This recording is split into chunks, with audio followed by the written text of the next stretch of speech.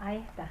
Ahí empezó a grabar supuestamente en esta computadora. Bien, bien.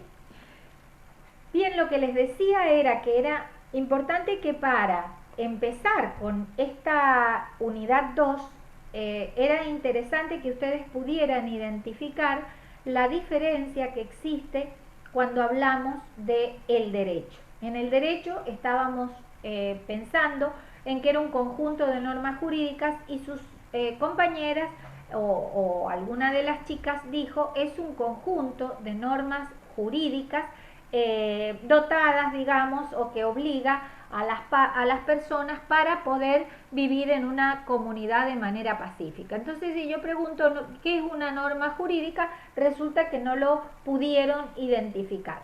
Pero lo primero que tenemos que hacer para identificar una norma jurídica es diferenciarla de otra cantidad de normas con las que también convivimos y que a veces no son jurídicas. Por ejemplo, en las sociales, una de las sanciones que se recibe cuando no se cumple con lo que la sociedad establece es de que no te permiten pertenecer al grupo o de alguna manera vas a quedar aislado. A diferencia de que los miembros que se adaptan o adecúan a las normas sociales de determinadas comunidades o de determinados lugares van a ser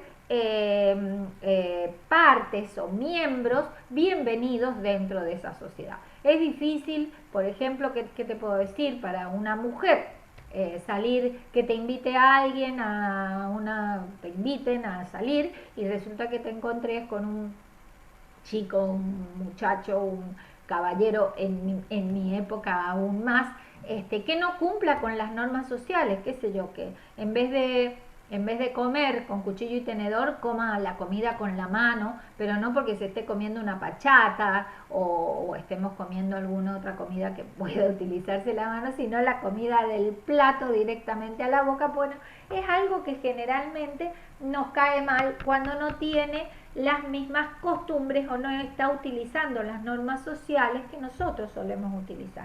Entonces recibe una sanción, yo no quiero salir más con él o yo no quiero estar más con esta persona porque no cumple con lo que socialmente estamos acostumbrados a cumplir. Entonces esas serían castigos que va a recibir por parte de las personas o por parte del grupo, la comunidad o la sociedad.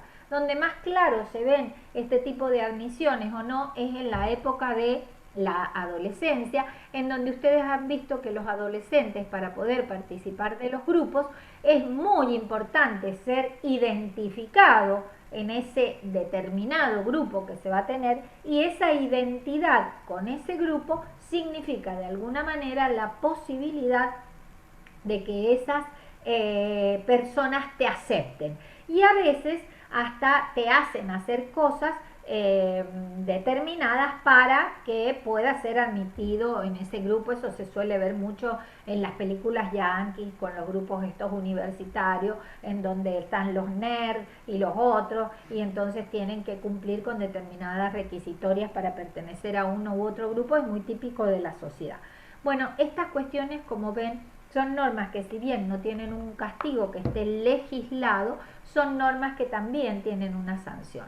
Y las otras normas morales no tienen una sanción que sea establecida, pero sí es una cuestión personal en la que nosotros tratamos siempre de cumplir porque va con nosotros mismos. Voy a tratar de ver si puedo leer aquí algo de lo que está sucediendo, porque no puedo ver el chat. Generalmente cuando me pongo a compartir pantalla no puedo ver el chat. ¿Cómo hago? Información de la reunión.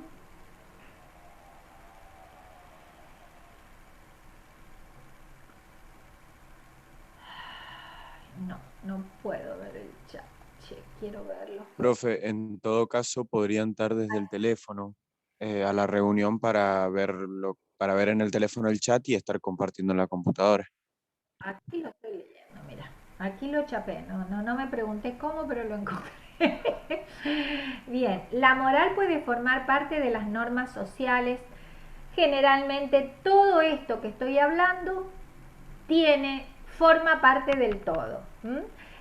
Sí, claro, depende. Hay sociedades o comunidades en donde la moral es sumamente importante, pero generalmente las normas sociales son sociales. Obviamente la idea es de que sean morales, pero no podemos decir que no hay grupos o comunidades que han tenido normas que carecen bastante de la moral, qué sé yo, por decir, en la antigüedad, cuando las órdenes, el Ku Klux Klan, por ejemplo, que son para ellos normas que son absolutas de cumplimiento moral por su propia religión y sin embargo poco tenían de sociales y poco tenían de éticas y menos aún de jurídicas. Pero lo general, porque era matar a los negros, o sea, estaba yendo contra una norma ética que tenía que ver con una norma ética que tiene que ver con la vida, que tiene que ver con la igualdad, con el derecho de todo ser humano. Ese es un valor ético que todo el mundo se tiene que defender, como también la ecología y el medio ambiente. ¿Por qué? Porque de eso dependemos todos para poder sobrevivir en este mundo, para poder respirar, para que el sol no nos queme absolutamente.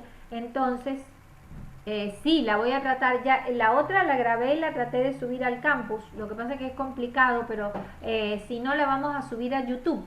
Y de YouTube la puedo pasar al campus, creo que es lo que tenemos, ¿no? Entonces, historias cruzadas. Ay, no la he visto. Ahora la voy a ver. Recomendada. Buenos días, profesoras. Son de Zoom en donde puedo encontrar el link, ya que no estoy en ningún grupo de WhatsApp. Yo no tengo idea porque esto la universidad es la que lo publica. Ayer me avisó el profesor Conrado que lo había publicado en el grupo del centro de estudiantes. Ya te voy a decir con mayor precisión.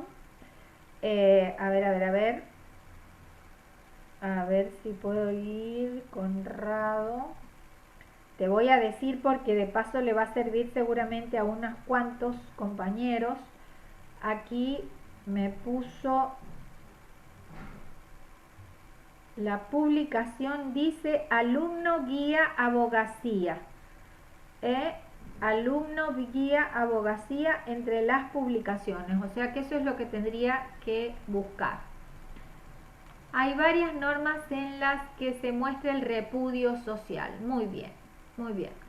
Claro, ahí le está pasando su compañero el ID de la reunión. Lo que no sé es si todas estas reuniones que se crean tienen el mismo código. A mí me lo mandan, yo entro, pero en realidad no sé más. Lo que sí sé es que hace el profe o la universidad hace la publicación a través del alumno guía y les tiene que llegar supuestamente a todos. Sí, en cualquier momento vamos a armar el grupo de WhatsApp y también van a tener una dirección. Lo que pasa es que no ha aparecido todavía la adscripta, ayudante adscripta, para que se ponga en comunicación con ustedes, para que tengan la posibilidad de ir diciendo cuáles son los problemas.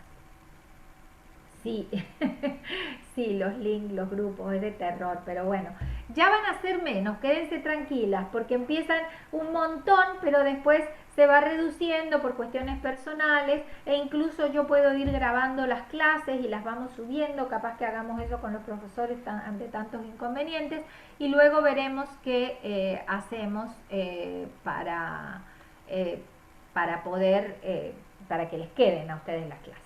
Bien.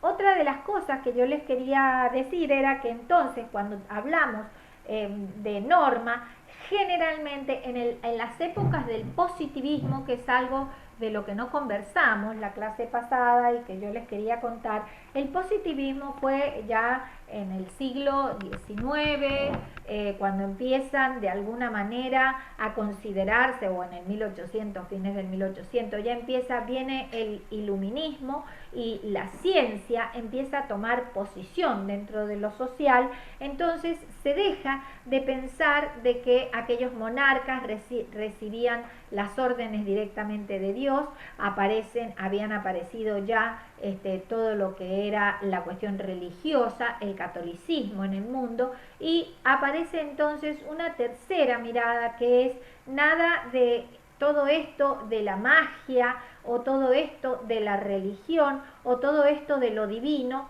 va a ser lo que va a determinar cuál va a ser el derecho en una determinada comunidad, en un determinado tiempo y en un determinado lugar. Lo que va a comenzar a prosperar va a ser la norma jurídica. Y la norma jurídica se va a comenzar a establecer a través de todo un sistema científico. Los pensadores del positivismo basaban todo en las probabilidades científicas, en la ciencia. Y en el mundo del derecho entonces aparece Kant, aparece Kelsen y todas estos juristas, desde el punto de vista filosófico, comienzan a crear lo que era la norma, pero ya la norma en sentido objetivo.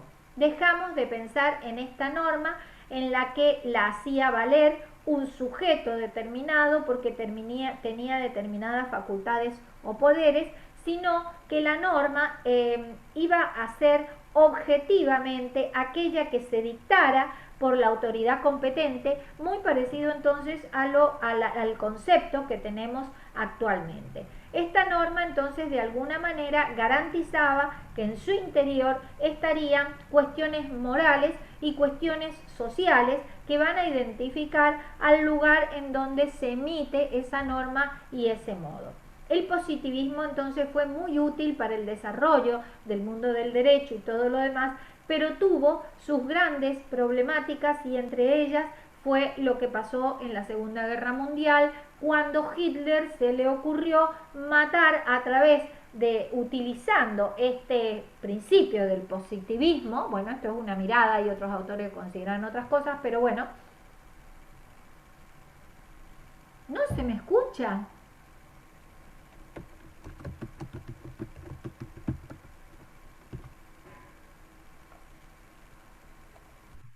Ah, bueno, por favor, che, pero lo hacen en chiste. Eso me hacen siempre algunos. La idea es que progresemos, no que vayamos para atrás. Bueno, bueno, bueno. No sé, Alexis, salí y volvé.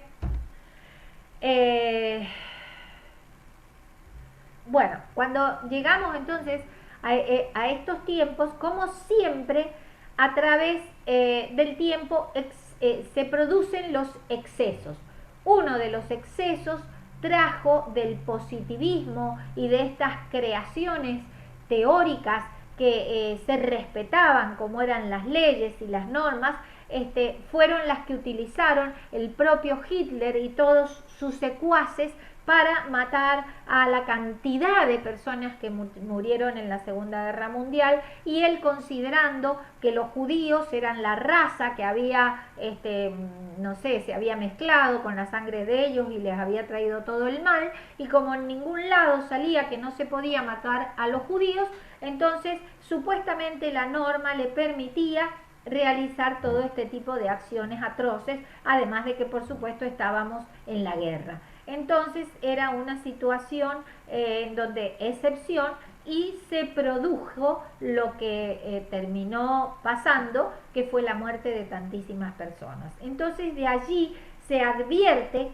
que el positivismo, o que esta norma absoluta aplicada sin los valores o principios morales o éticos, podrían provocar enormes daños a la sociedad. Esto nos ha pasado también en San Juan, en todo el mundo, en donde el juez dice, bueno, pero la norma dice tal cosa y no me interesa si hay o no justicia.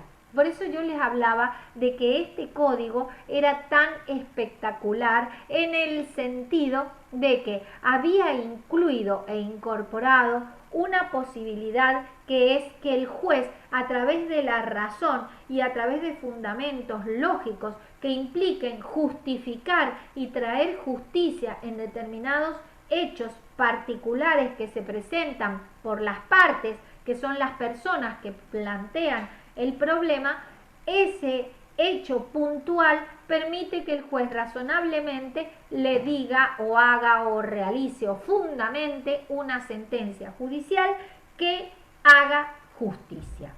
Eso Antes, con los códigos decimonónicos que les decimos, que son de los siglos pasados, no se conseguía porque era lo que establecía la ley, aunque fuera injusta. Aunque fuera injusta, si esto se establecía que se tenía que pagar, lo iba a pagar aunque lo pagara con toda su casa. Así fueron que hay gente que compró en algún momento una grabadora o en las épocas de los años 80, en donde hubieron tantos inconvenientes, en las épocas.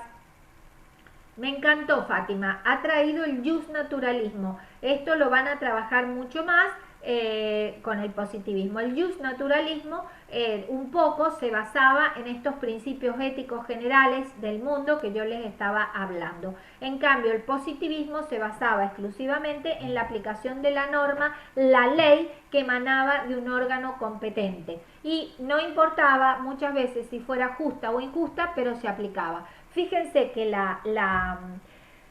tuvo algo muy bueno, como todo lo malo trae algo bueno, aquellas guerras mundiales espantosas que gracias a Dios no ocurrieron o no nos tocaron tanto a los argentinos, pero en donde mataron tanta gente, porque luego de esas guerras mundiales el mundo entero se organizó para comenzar a hacer tratados internacionales. A partir de ahí surgen las primeras normas. Luego de la Segunda Guerra Mundial y de esto que ha pasado, el mundo se pone de acuerdo de que es necesario generar normas jurídicas que tengan, que compartan valores, estos valores de los que le hablo, que para todo el mundo serían fundamentales, como proteger la vida, evitar las discriminaciones, evitar que hayan violaciones de los derechos humanos, por ejemplo, violación a la vida o violaciones que efectivamente se ocasionaban en tiempos de guerras.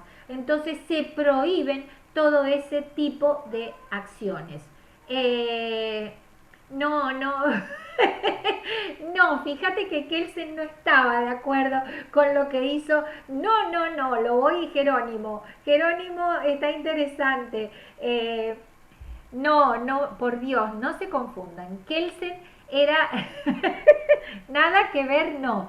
Está muy bien pensado, porque yo en algún momento también lo pensé. Entonces me fui a leer los fundamentos que puso Kelsen cuando él habla de este positivismo absoluto sobre la norma. Perdonen que vuelva, sí, de terror.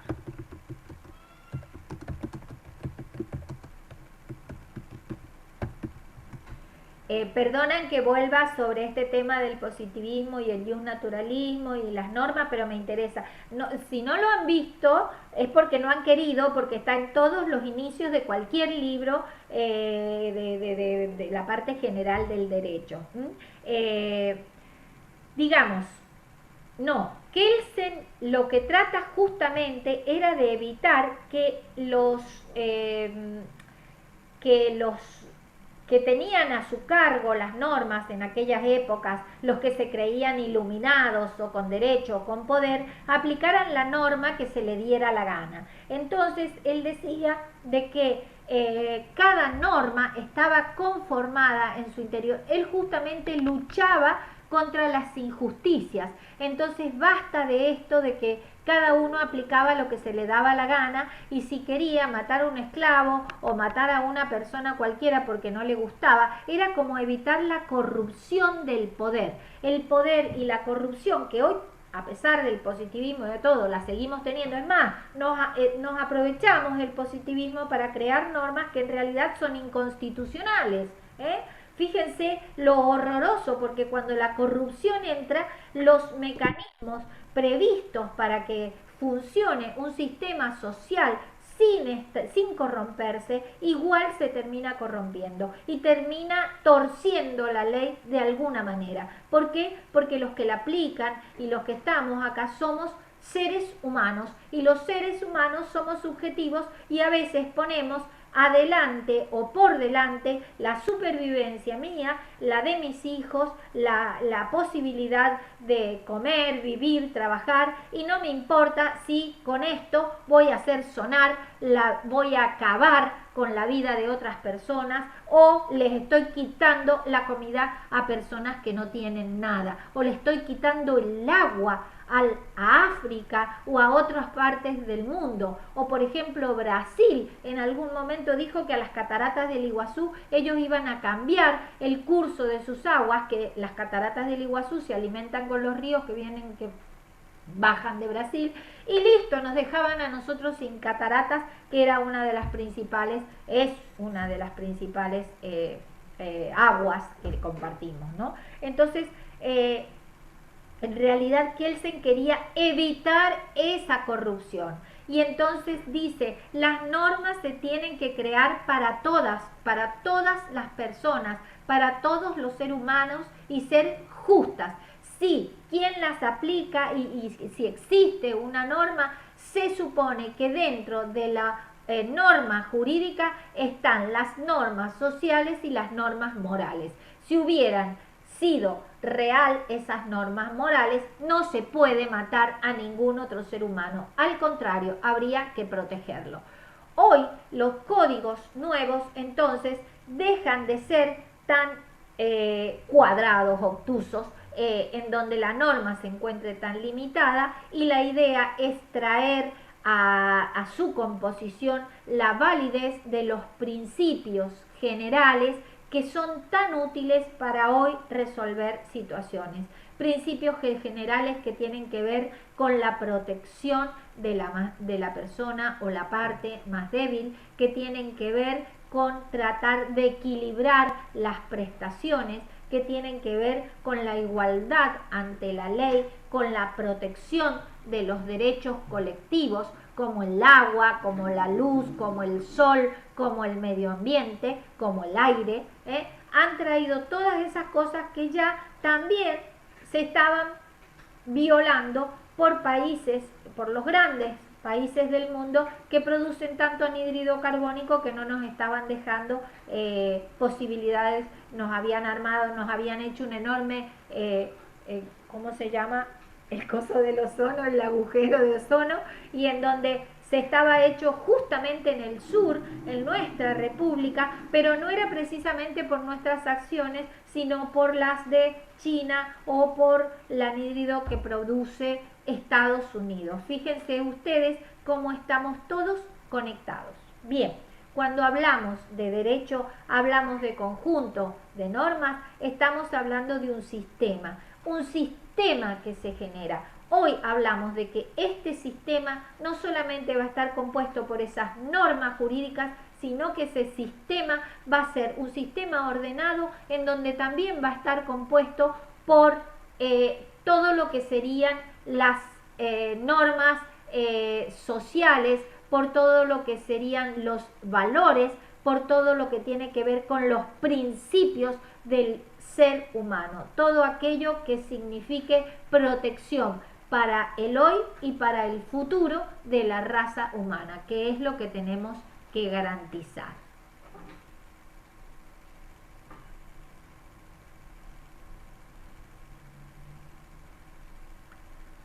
Sí, la pena de muerte, claro que sí, podría estar permitida en algún sistema, como que está permitida en algunos países, como en Estados Unidos. Voy a contestar esto. Se aplica la pena de muerte para aquellos casos que se ha llevado un ordenamiento jurídico, se ha llevado un proceso legal y se ha acreditado supuestamente que ha cometido alguno de los crímenes que están castigados con la pena de muerte. Yo personalmente creo que estarían atentando contra uno de los tratados internacionales, el Pacto de San José de Costa Rica, en donde en realidad lo que establecen es la protección de los derechos del hombre, y no se podría, sí, en algunos estados, ya sé, pero como ellos tienen el federalismo a full, ellos realmente funcionan de manera autónoma, cada provincia o cada estado, entonces pueden en su caso tenerlo. Bien, en definitiva, cuando tenemos en un país sí la eutanasia también. Para mí, qué sé yo no estoy de acuerdo, pero hay muchísimas teorías en donde dicen, y bueno, vamos ahí a un lugar fundamental. Hay dos normas que se están contraponiendo, como sería el derecho a la vida y también el derecho a la elección de morir dignamente. Es lo que he escuchado y es lo que he visto en varios videos y en varias grabaciones. Hay personas que realmente se agotan y no pueden continuar viviendo de la manera, entonces eligen morir dignamente, por lo menos es lo que se establece.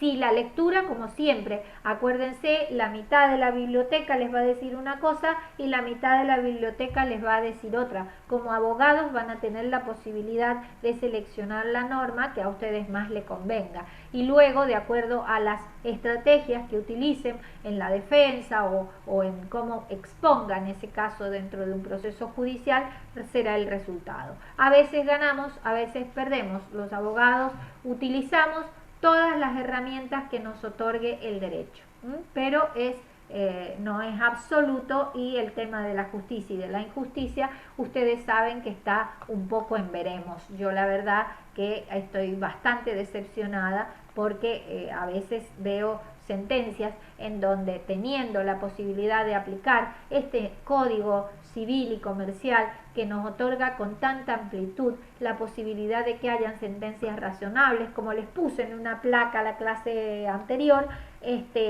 sentencias razonables en donde el juez realmente fundamente aún en principios y valores, qué sé yo, se rige por la norma y termina dictando sentencias muy positivistas, al menos para mi gusto, en donde no interesa la justicia, ni la equidad, ni todos estos principios, ni la buena fe siquiera, que han venido a llenar el Código Civil de normas para que ellos puedan tener más facultades. Pero bueno, también tendrían que ser personas más preparadas. Saben que el sistema de designación de jueces tampoco es un sistema que está establecido, o sea, llegan a ser jueces de acuerdo a un sistema que está establecido por la Constitución, pero que no nos garantiza a nosotros como ciudadanos que realmente sean las personas más aptas. Es una desgracia, pero es una realidad. No rinden cada 2 años, como por ejemplo en otros países, tienen que hacer exámenes en donde realmente demuestren que conocen el derecho, particularmente de todas las áreas que están trabajando. Tienen que demostrar su sapiencia, sus conocimientos, su ciencia. A veces hasta hay lugares en donde solamente llegan doctores a ser jueces, doctores a ser titulares de cátedras. O sea, vemos hoy que los trayectos académicos y jurídicos estarían permitiendo algunos cambios, estarían permitiendo que lleguen personas más capacitadas, ¿sí? No es que no estén cumpliendo con el código, están dictando normas muy adecuadas a lo que era lo anterior. Como todos los cambios, es un proceso que va a ir modificando y van a irse provocando cambios también en su cabeza. Es como a nosotros ahora nos está costando mucho ir a la oralidad cuando hemos estado acostumbrados durante yo como 30 años que soy abogada, que hemos estado trabajando con el sistema escrito, llegar a la oralidad, llegar a, bueno, de la clase presencial a la clase digital o a digitalizar todo, nos está tomando los problemas que nos está tomando y todas estas críticas que ustedes hacen, porque no es tan sencillo, es un proceso, y este proceso se tendrán que ir acostumbrando a este nuevo código y a estas nuevas miradas. Generalmente la Corte Suprema de Justicia de la Nación o la Corte de la Provincia serán las que bajen línea para que empiecen a producirse estos cambios, ¿sí? Pero en definitiva no puedo seguir contándoles, yo me pasaría toda la hora, pero ya se nos termina y quisiera terminar algunas de estas placas, avanzar con estas placas, a ver, porque yo creo que me he venido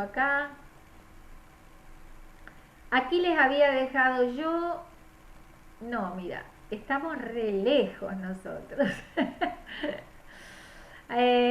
Dijimos que la ley entonces tenía todo un procedimiento y este procedimiento, por ejemplo, se había llevado a cabo en el Código Civil y Comercial, en donde la publicación, porque habíamos dejado la clase pasada, habíamos llegado hasta cómo se sancionaban las leyes, cuál era el organismo y cómo se establecía, y para que sean válidas y se puedan aplicar se necesitaba de una promulgación, de una sanción y luego de la publicación para que realmente se sean efectivas. Entonces, no necesariamente rigen después del octavo día. Eso es un principio general y justamente acá estamos en un caso de excepción en donde la promulgación de la ley fue el 7 de octubre de 2014, pero sin embargo la ley del Código Civil y Comercial establecía de manera particular que iba a comenzar a regir el 1 de agosto del 2015. Fíjense, como 7 u 8 meses después. Entonces la ley 26.994 era uno de los casos en donde establecía a partir de cuándo iba a comenzar. Y si la ley no se publica, no es válida porque tiene que estar publicada en el boletín oficial y luego de haber sido publicada entra a funcionar o se puede aplicar. Si no se publica, no es válida. Entonces, el Código Civil también va a establecer cómo van a correr los plazos que tiene el propio Código Civil. Y bueno, y aquí está establecido que pueden ser por días. Esto significa que se va a hacer el día teniéndolo en cuenta a las 24 horas. O sea, va a correr de las 0 hora a las 0 hora. Es el día de hoy, por ejemplo, 19, comenzó a las 0 horas de anoche y ya estamos por las 9:59, ya llevamos 10 horas del día 19 y se terminará hoy a las 23:59. A ver, tengo algo que leer acá. ¿Qué pasa cuando una ley no es publicada? Si no, ya está. El día entonces va a correr entero. Así que cuando nosotros decimos de que una ley vence determinado día, vendría a ser ese día a las 12 de la noche. Pero esto es en el Código Civil, no es en el Código de Procedimiento. El Código Civil significa el lenguaje y el vocabulario que vamos a estar hablando cuando hablamos del derecho de fondo, y en cambio cuando hablamos del derecho de forma vendríamos a hablar de otras maneras de contar el día o las horas procesalmente hablando. Bien, los plazos que se fijan en días de acuerdo al Código Civil van a ser entonces determinados por esas 24 horas y voy a sacar del cómputo el día mismo que estoy estableciendo. Por ejemplo, a partir de hoy se comienza a regir la ley, en realidad se contaría a partir de mañana, o se termina de publicar y ese día se cuenta a partir, se termina de publicar el 10, comienza el 11 a convertirse como el día a partir del cual se empieza a contar. Igual pasa con las horas. Las horas se deben contar desde las 12 de la noche hasta las 12, queda excluida en el cómputo la hora siguiente, o sea, se va a contar a partir, si es hasta las 4, se va a contar a partir de las 5, esa hora no se va a contar. Ese es el sistema, lo van a encontrar en el código, quiero que lo lean, quiero que lo estudien, quiero que se lo aprendan y quiero que busquen las situaciones, que lean incluso el libro para que puedan saber cómo se van a contar los intervalos del derecho. Ese es el modo de contar los intervalos del derecho. Bien, ¿cómo se computan entonces las fechas? Por ejemplo, completas del 10 del 4 del 20 al 10 de abril del 21 sería cuando estamos hablando de un año completo y de la 0 a la 0. Cuando en el mes del vencimiento, por ejemplo, si decimos vamos a cumplir el año que viene, no hubiera ese día, entonces el último día del mes. Por ejemplo, el famoso cambio que hay con el mes de febrero, que a veces trae 28 días, a veces trae 29, o los que traen 30 y 31 días. Entonces, en ese caso vamos a tener en cuenta el plazo que sea, si es por año completo o si es por meses o si es por días. Los vamos a contar en la manera en la que la establece el Código Civil. Este cómputo de los plazos entonces queda por día completo, que son siempre continuos, es del 1, el 2, el 3 y no es como en el Código Procesal Civil y Comercial, que yo les decía recién que es el código de forma, en donde lo que se cuentan cuando te habla de días, se cuentan los días hábiles. ¿Por qué? Porque el sábado y el domingo, supuestamente, cuando era el sistema escrito, no podías presentar escritos. Entonces, ¿por qué? Porque no estaba abierto tribunales. Entonces, los plazos, procesalmente hablando, son los hábiles los que se cuentan, pero en el Código Civil y Comercial son por días completos, uno atrás del otro, de corridos, continuos, y no quedan incluidos los días inhábiles o los días no laborales. Los plazos que son en días van a vencer a las 24 horas del día de vencimiento. Por lo tanto, a partir de ese momento, que sería el día siguiente, es cuando tendrían la validez o se terminaría. Bien, hay un artículo en particular que establece que es el artículo 7. Vamos a ir al código, fíjense ustedes, que habla de la eficacia temporal. Nosotros hemos hablado la clase pasada de lo que era la eficacia territorial y quedamos en que cuando una norma se aplica del Código Civil y Comercial, se aplica a todas las personas que son los ciudadanos argentinos que viven en ese lugar, pero también se va a aplicar a los extranjeros que se encuentren transitoriamente en el país.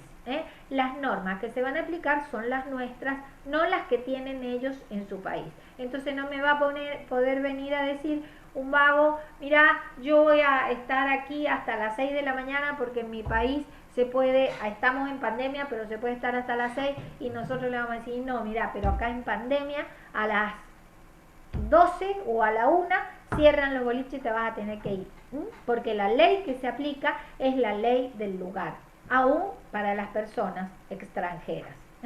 Las leyes también, a ver qué dice aquí algún compañero, hasta la diapositiva 31. Bueno, ¿qué pasa cuando una ley no es publicada? Ya está. ¿En qué artículo figura hora y día?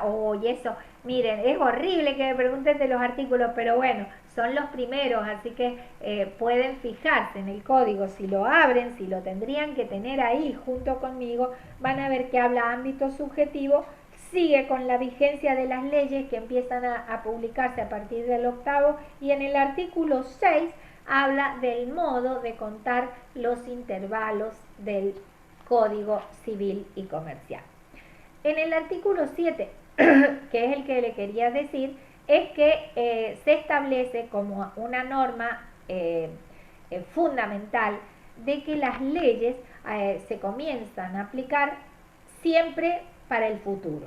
O sea, yo no puedo dictar hoy una norma que por alguna manera vaya a afectar derechos subjetivos que ya han sido adquiridos y que son o que corresponden a la aplicación de leyes anteriores. Entonces, las normas que se dictan de acuerdo a las formas que está establecido por el Código Civil o que está establecido por la Constitución Nacional comienzan a regir a partir de ese momento y se aplicarán para todas las situaciones y consecuencias futuras. Por supuesto, la vamos a tener que aplicar respecto de las existentes y las relaciones o situaciones que están en curso ahora, pero que no se han convertido ya en un derecho adquirido. se aplican a las consecuencias de las relaciones.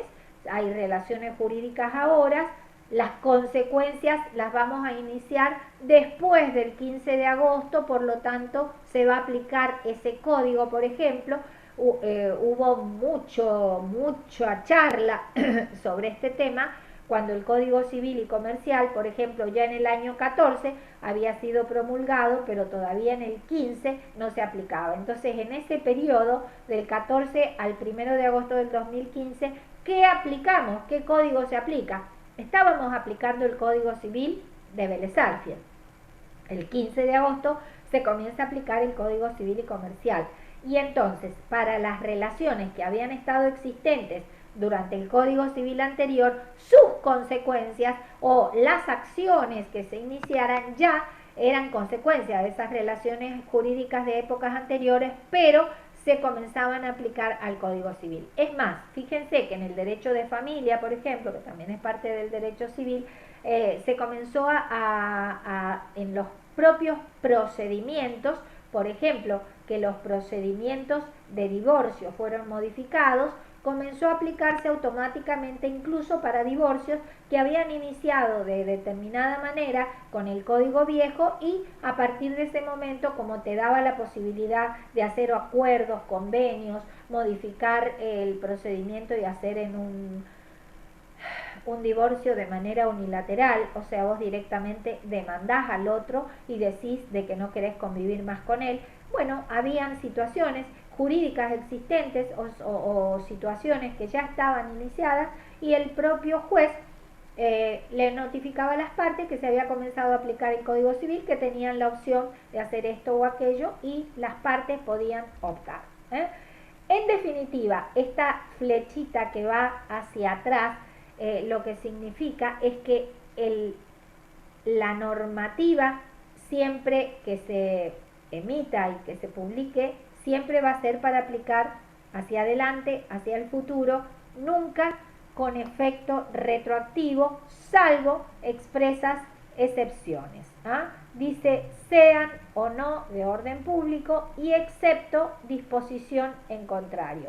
Esas serían las excepciones. Cuando diga especialmente que a pesar de tratarse de determinada situación, va a tener esta ley efecto retroactivo para situaciones anteriores o demás. A ver, voy a leer aquí.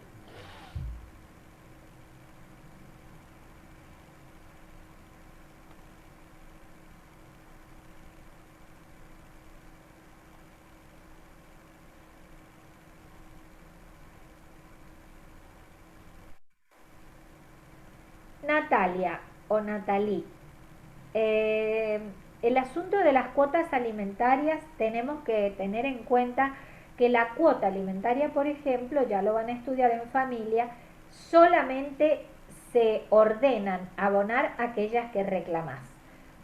Sí tienen efecto retroactivo si vos ya las venís reclamando desde hace 2 años y sale la sentencia después de 2 años.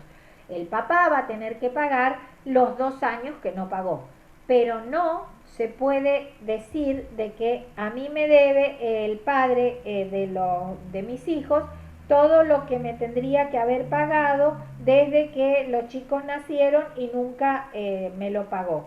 Eso no podría ser, por más que sería una deuda, pero sería como una deuda moral del padre, en donde obviamente le debería todo, pero si yo no lo he demandado, significa que los he podido mantener a mis hijos, y si los he podido mantener a mis hijos, entonces se considera de que ya pasó. Sí, uno tiene que reclamar, si uno quiere que el padre pague, apenas nace ese hijo y quiere que el padre cumpla con una cuota, hay que reclamarla. Y mi recomendación como madre, en términos generales, es que no por ustedes, no por las mamás que están con sus hijos solas y que se las bancan porque tienen un buen trabajo o porque son muy valientes o porque pueden, sino porque corresponde al derecho del niño que también se haga responsable el padre. Así que hay que reclamar la cuota alimentaria, aunque sea poquita, aunque sea que reclame lo que me valga la leche, pero ese reclamo es hacer valer la dignidad del hijo y hacer cumplir las normas parentales, que son obligaciones civiles que tienen los padres.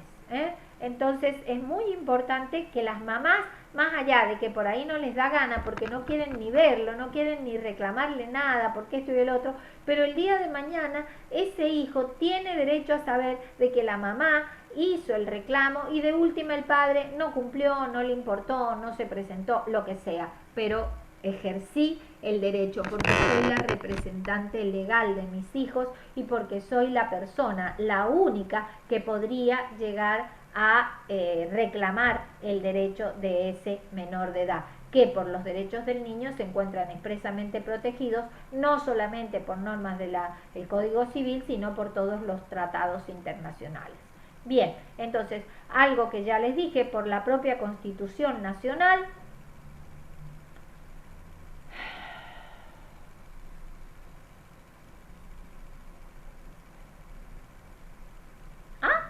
sí se hace el retroactivo, ahí se hace el retroactivo, exactamente, sí, deja de cumplir, a partir de ese momento todos los meses tiene que pagar, no los cumplió, sí va a tener, pero no es efecto retroactivo, es que esa sentencia tuvo efecto para el futuro, todo lo que empiece a los meses que se pasen, si que se los pague, va a ser un mes que corresponde pagarlo. No puedo reclamar desde que nació, pero sí desde que el juez ordenó que tiene que pagar una cuota alimentaria o desde la primera vez que yo le reclamé al juez. Lo más importante es que la ley, al igual que la sentencia, va a tener efecto de futuro para esas relaciones.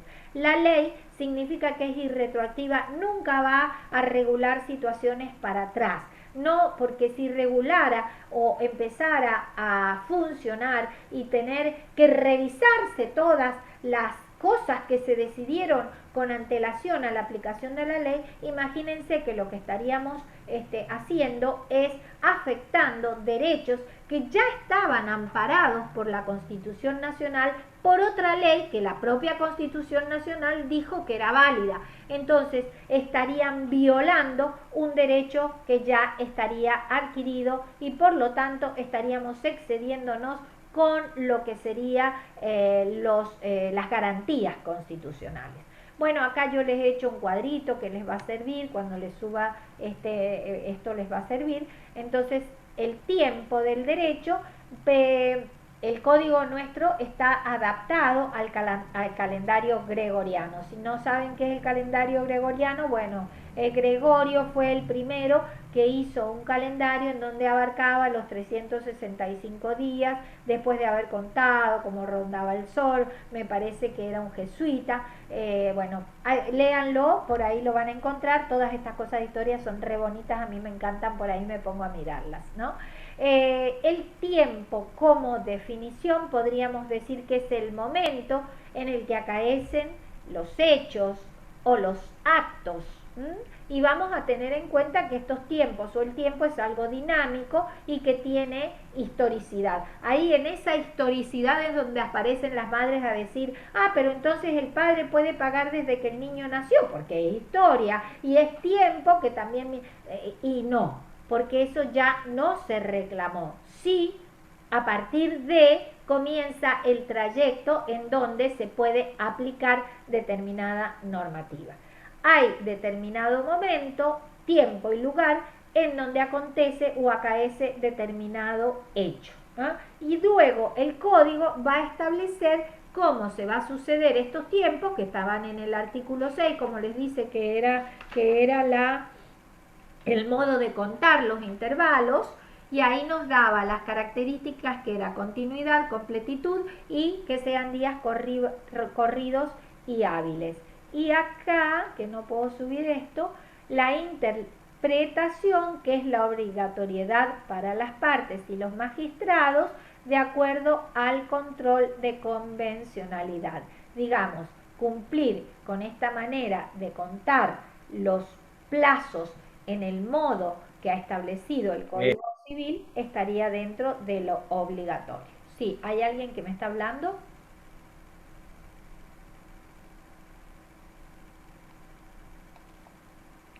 Bien. Si hay alguien que tiene una pregunta, vemos.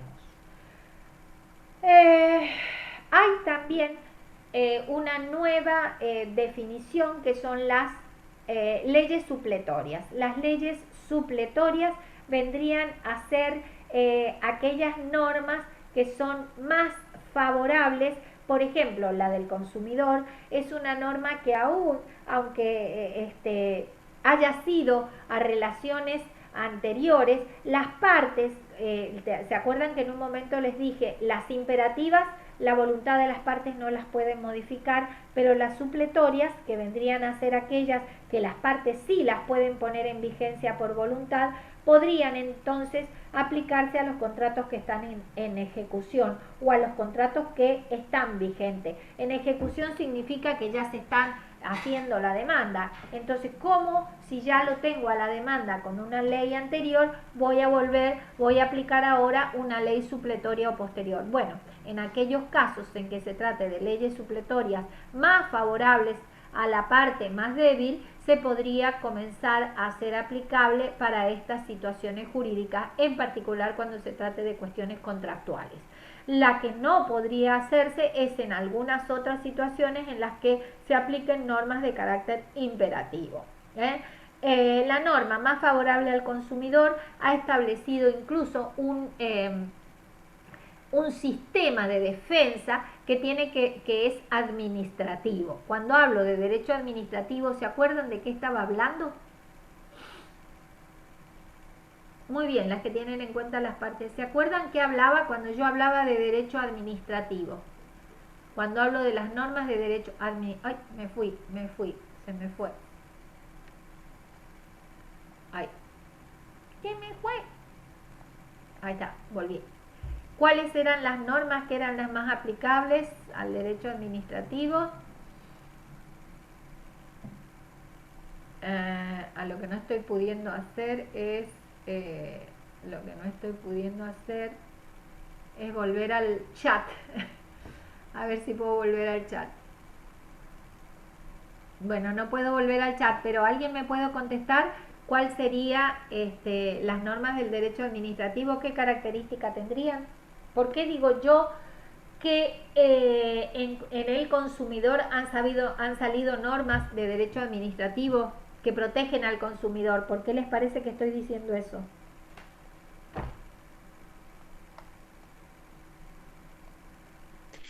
Porque no permiten que en este caso la parte más poderosa se aproveche de la parte más débil.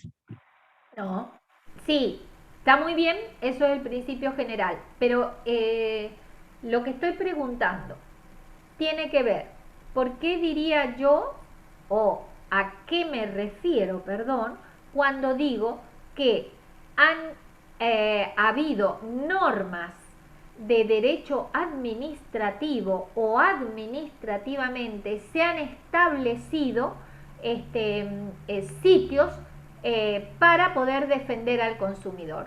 ¿A qué me estaré refiriendo con eso? ¿Qué le parece cuando hablábamos de los distintos tipos de normas? No sé por qué se me va tan grande. Se me va enorme cuando voy al chat. No logro ir al chat mediano. Profe, ¿porque tienen carácter obligatorio?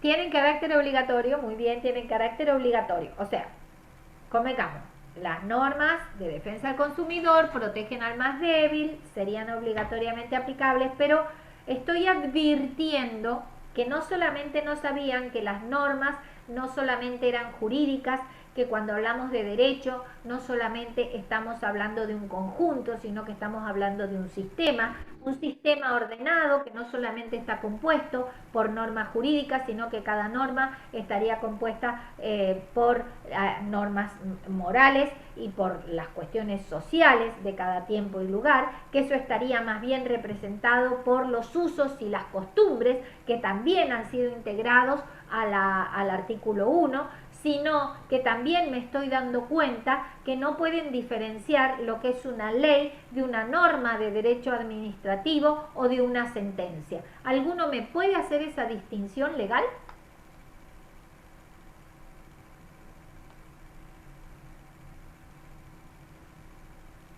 Quiero ir al chat.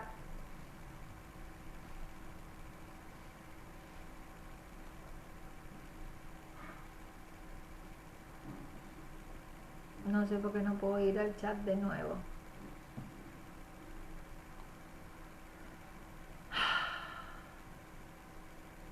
Quiero ir al chat. Ahí está. Profe, sería como algo más particular y la norma algo más general. Muy bien, la sentencia es particular y la norma es general. Entonces la sentencia va a regir y se va a establecer solamente para una parte, para la persona a la que se ha dictado. Para las partes, para esas partes no se va a poder iniciar otro juicio igual por la misma razón y con las mismas partes. Bien, ¿y las normas de derecho administrativo, por ejemplo? ¿Qué diferencia hay? ¿Quién las dicta? El derecho administrativo que regula la organización, funcionamiento perfecto, considera las relaciones jurídicas entre la administración y otros sujetos. Muy bien, Anabela, ¿qué significa eso que me estás diciendo del derecho administrativo? Contame. Sí, emana de autoridad competente. ¿Qué tendrá que ver esto con la norma más favorable al consumidor? Esto que yo estoy preguntando. Fíjense que lo que estoy preguntando funciona de manera paralela al Código Civil y a las normas de derecho administrativo. Autoridad competente, la sentencia es particular, muy bien. Estamos diferenciando entonces las normas jurídicas de una sentencia. Bien, son parecidas porque tienen validez y valor y se tienen que aplicar obligatoriamente, emanan de autoridad competente, pero una es particular y otra es general. Bien, ¿qué otra cosa podríamos decir del derecho administrativo? Las normas del derecho administrativo, hubo una compañera que lo definió muy bien por ahí arriba. A ver, son del derecho público. Anabela, ¿podrías hablar?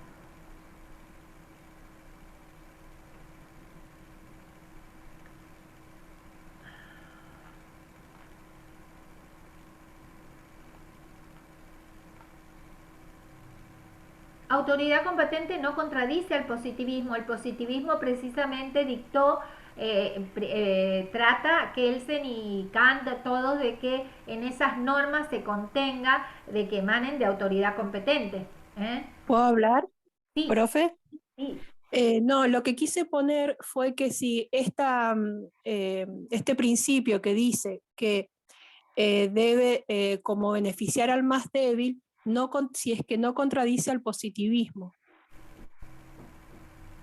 No, no, porque está regulada. O sea, en el positivismo lo importante es la ley escrita. Y esto está escrito y está regulado y es una norma, es una ley. Ok, gracias. Hecho se escribe con H. Le digo, Claudia, capaz que se ha equivocado, lo digo porque es muy importante escribir bien. Oh, los libros, otra vez arroz con pollo, me da lo mismo, el libro que se les ocurra pueden estudiar, pero nosotros ya saben, tienen subido ahí el libro que tienen que estudiar, ¿ah? Sí, que es Rivera. Pueden utilizar cualquiera, pueden utilizar los códigos comentados, pueden utilizar cualquier otra obra. Quiero que lean por favor los fundamentos del Código Civil y Comercial, particularmente me interesaría que lean el de Lorenzetti, ya se los voy a tratar de subir, en donde habla muy claro de cuáles son los principios y las cuestiones fundamentales, los nuevos paradigmas que este Código Civil y Comercial trae. Bien, yo voy a decir, muy bien, se aplican sanciones a empresas respecto de los convenios con los consumidores. Bien, ahí está Noemí. Noemí, ¿querés hablar y nos contás? Hola, ¿me escuchan? Sí. ¿Se escucha? Sí, bueno, es algo que me quedó a mí en la cabeza, o no sé de dónde, no recuerdo bien de dónde lo leí, pero me quedó muy bien que se aplican las sanciones a las empresas que no respeten los convenios con los consumidores. O sea, si se pasan, por ejemplo, en el precio o el producto viene fallado o no en buenas condiciones o algo, nosotros tenemos, bueno, el derecho directamente para como consumidores, para quejarnos y que el Estado nos ampare a nosotros y bueno, y la sancione a la empresa por ese mal accionar que tuvo. ¿Y a dónde reclamo, Noemí? Bueno, primero lo que es a defensa del consumidor. Muy bien. Hay por una norma de derecho administrativo, que es derecho público, que ya lo dijimos, que sale del propio gobernador, digamos, o por las propias autoridades que el gobernador establezca, en este caso sería el director de Defensa del Consumidor.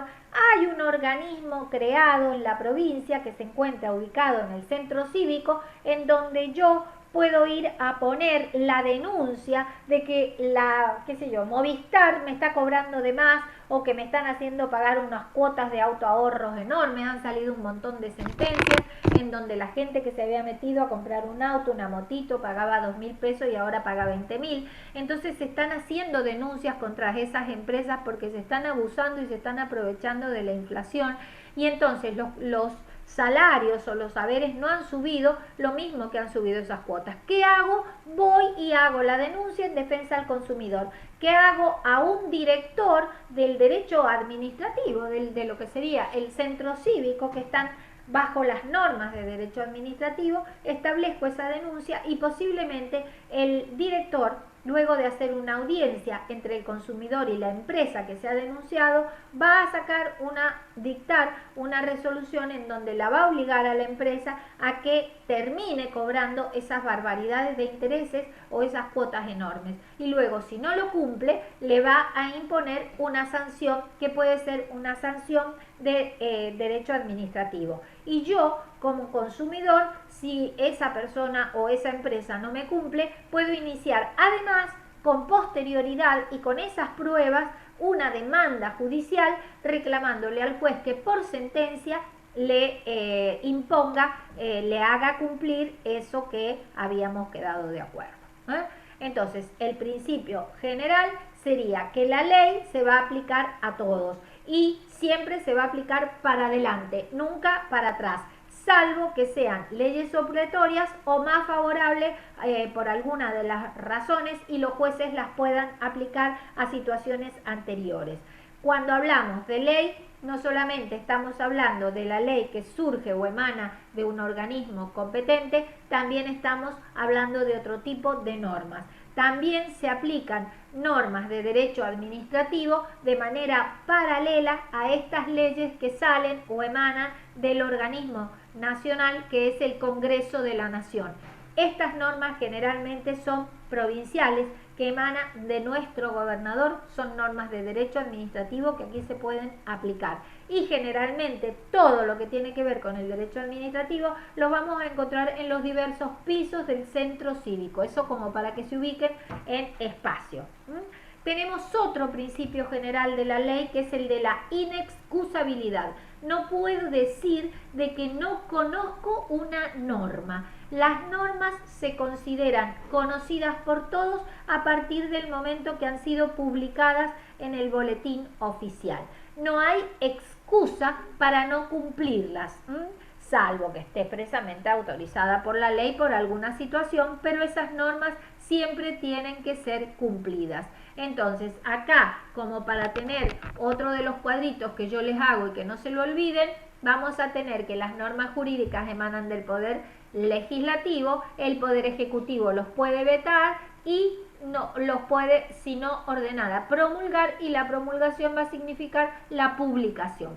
Una vez que se publique de acuerdo a lo que establece el artículo 5, se van a tornar en obligatorias, las leyes se van a aplicar para el ámbito nacional y también habrán aplicación de los tratados internacionales o leyes extranjeras, no solamente de acuerdo a los pactos y tratados de derecho internacional, sino que también hay una parte de derecho internacional dentro del código que dice cómo se aplican determinadas normas. ¿Para qué puntos se va a regir una ley que se dicte? Y bueno, respecto de todo, por ejemplo, lo que tiene que ver con capacidad e incapacidad de las personas, vamos a tener el artículo 22, 23, ahí hay mucho de capacidad, lo vemos en las unidades que sigue. Lo que tiene que ver con los bienes que están situados, raíces significa los inmuebles que están enraizados en esta provincia o en este país, y los bienes muebles que están radicados son los que se mueven, los muebles, por eso se denominan así, y también todo lo que tiene que ver con los derechos originarios o los derechos de los pueblos, ¿sí? Sí, las normas de derecho administrativo emanan de autoridad competente, pero la autoridad competente es la autoridad. Por ejemplo, han emanado del Congreso de la provincia, han emanado del poder legislativo y ejecutivo o legislativo o ejecutivo de la provincia y se aplican para San Juan. También existe una repartición de derecho, una repartición que vendría a ser defensa al consumidor a nivel nacional para aquellas empresas o cuestiones que no sean o no estén en la provincia, entonces a esas las tenemos que hacer en Buenos Aires. Ahí tendríamos que ponernos a buscar defensa consumidor a nivel nacional. Tenemos un defensor, no me acuerdo, Semino era el de los abuelos, pero otro, hay un defensor un defensor del consumidor a nivel nacional, y después tenemos los directores de defensa al consumidor acá en San Juan. Bien, sí, Profe. vamos a hacer un práctico la semana que viene, ya voy a ver, se lo voy a dejar para hacer. No puedo corregir prácticos, 1000 prácticos no voy a corregir, o 300. Vamos a tratar de armar algunas guías para que ustedes puedan ir organizando su aprendizaje, y posiblemente si pueden ir estudiando lo que hemos visto hasta hoy. La clase que viene les hago unas preguntitas rápidas que van a tener que contestar en el sistema y vemos cómo les va. Y vemos cómo les va. Van a ser fáciles para que vayan ejercitando el sistema que vamos a tener. Bueno, sí, ya les subo este PowerPoint. Ok, les mando un abrazo. Profe, enorme. profe. Sí. Le hago una preguntita cortita. Las normas jurídicas emanadas del Poder Legislativo que el Poder Ejecutivo puede vetar o promulgar, ¿ese Poder Ejecutivo solamente es el presidente en las leyes nacionales o el gobernador en las provinciales, o tienen delegados, por así decirlo? No tienen delegados. No. Son ellos nada más, presidente y gobernador. Sí, presidente y gobernador. Van a ser los que pueden vetar, tienen ese derecho. Está otorgado al Ejecutivo. Han habido algunos decretos que han salido por las cuestiones de los ministros, pero pregunta para constitucional. No lo vamos a trabajar ahora porque el calendario de actividades vamos teniendo por unidades. Nos corresponde la clase que viene, nos corresponde de la 1 y de la 2. Así que voy a subir para hacer la clase que viene un pequeño práctico. Bueno, chao, nos vemos. Gracias por estar en esta clase. Gracias. Ustedes son la razón de mi vida, Profe, gracias. la razón por la que doy esta clase. Chao, que estén muy bien. Vamos, profe, que tenga buen día. Igualmente, que la pasen bonito. Nos vemos.